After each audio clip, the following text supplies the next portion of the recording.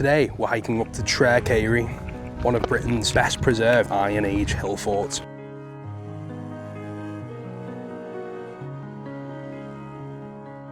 For over 2,000 years, this fort has stood at the top of this mountain, remarkably intact. Once a powerful Celtic stronghold, now it's a memory of a long-lost past.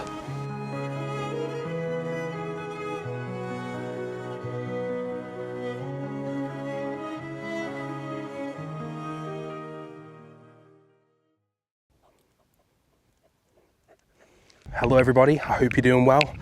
I'm Dan and welcome to Off Grid. This is just a little 360 of where I am right now. And that is the ocean. It looks a lot crazier in person, but you can just see how high up we are. The hill fort was once home to a powerful Celtic tribe called the Order Vices. As I said before, they lived here about 2,000 years ago. And if you can't tell, I'm a bit ill. This is why this video has been posted so late. I've had this virus that's lasted like going on 2 weeks now. I feel rough. But yeah, excuse my sniffles. I'll try and cut them out as best I can. It's about 9 degrees today on top of the mountain. And weirdly, the air is very still. It's very calm.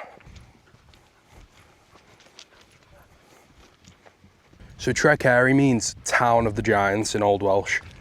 And I assume that's because they were pretty hunky fellas and women. You can see there's a lot of mountain shrubs around.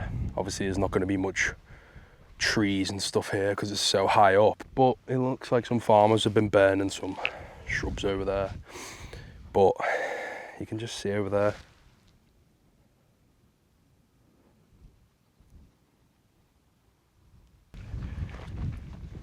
A lot of the Welsh Highlands look a lot like moorlands. Yeah. Don't know why I said that, but it does. So sunset is around about 6:15 today. And it's 3:30 right now. Should have planned a bit better, timing wise, but I did get lost. And it took me 2 hours and 15 minutes to get here. But we'll get some good videos either way. I'm just gonna, walk there quickly, get a little march on.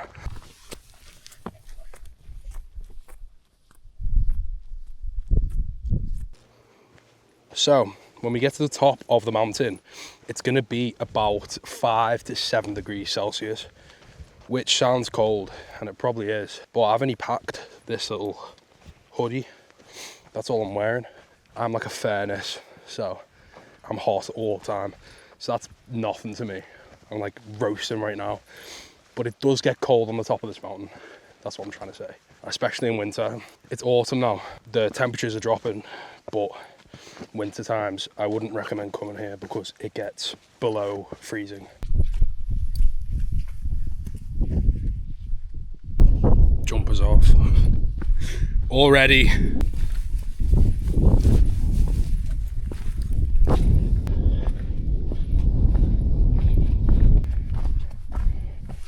After you. Go on.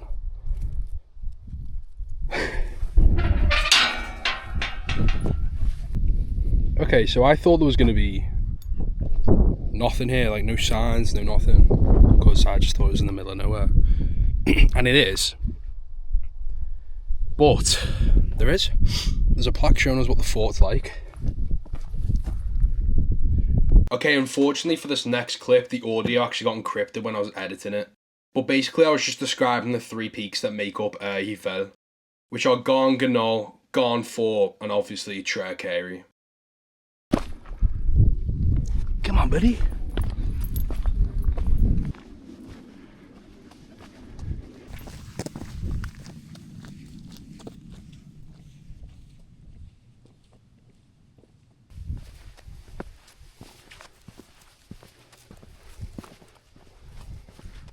We got some really cool looking shrubs that are kind of painting the mountainside a reddy orange colour.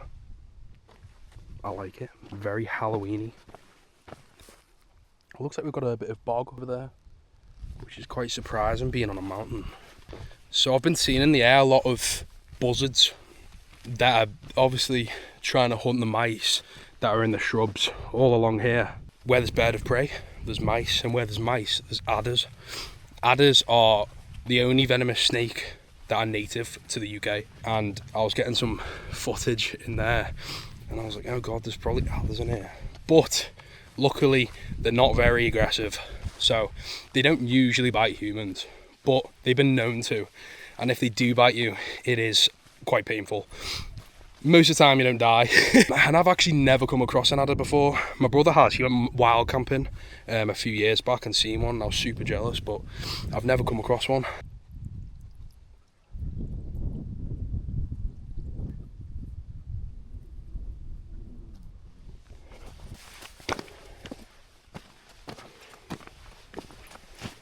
Okay, we're near the summit now. That's what it looks like down there. The sunset is beautiful.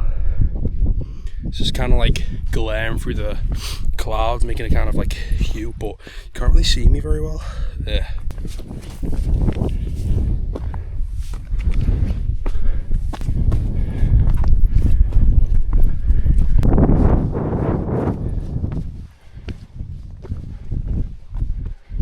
Okay, we're approaching the west wall of the hill fort. Let's go.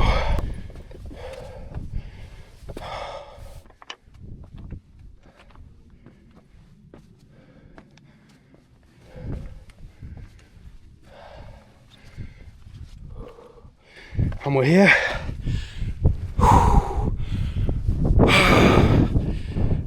We're here. This bug's took it out of me, but finally at the top. And doesn't look like much from surface level, but we can just see as soon as we approach one of the huts. So it was estimated that the most populated... oh wow. A helicopter? I've never been higher than a helicopter before. It was estimated that at its peak there would have been about 400 people that lived here, and today we can still see 150 of the stone huts surrounding the area. The fort was first built and lived on during 200 BC, but most archaeological findings suggest that there was activity from 150 AD to 400 AD. So that's a nearly 600 year period in which people lived up here. So this crosses over with the Roman occupation of England, so it carried on well into when the Romans were here. So obviously it was used as a settlement, but a lot of historians think that it was possibly used seasonally. So in the summer it was used for pasturing and shepherding, and then in the winter they'd migrate back down to the low ground where it was warmer. So as you can see the whole way around, well actually you can't see, but you could before, you could see on the drone footage, there's a wall around the whole of the fort. And this was obviously to protect themselves from the elements. But from the north and the west, which is west over that way, and then the north that way, the walls are actually thicker. 3.5 to 4 meters tall and a lot wider, as you can see over there, because the wind would, you know, it was stronger coming from these ways. You see the ocean this way, it would have, you know, come this way, and the ocean there, the breeze would have been, well, it wouldn't have been a breeze, it would have been heavy wind. And here's another entrance that would have been accessible during the time. But yeah, these stones were just taken from the nearby area. As you can see on that mountain over there, there's a lot, and it was just piled up to make these stones that obviously have lasted 2,000 years, so they were doing something right.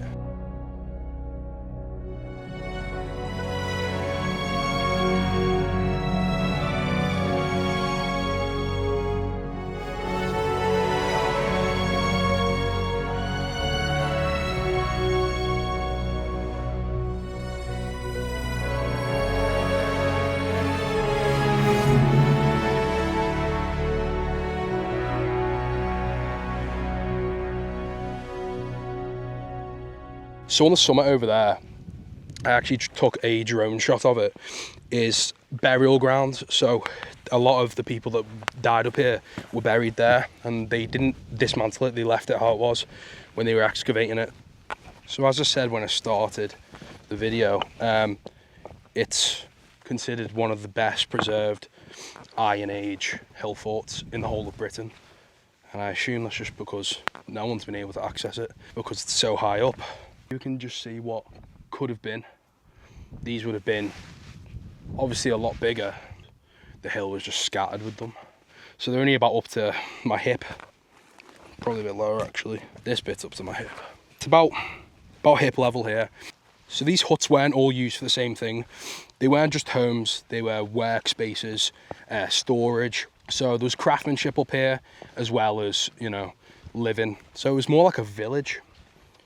And of course it was a fort, you know, they would protect themselves against people who would try and come up and, you know, have a go. It was a village.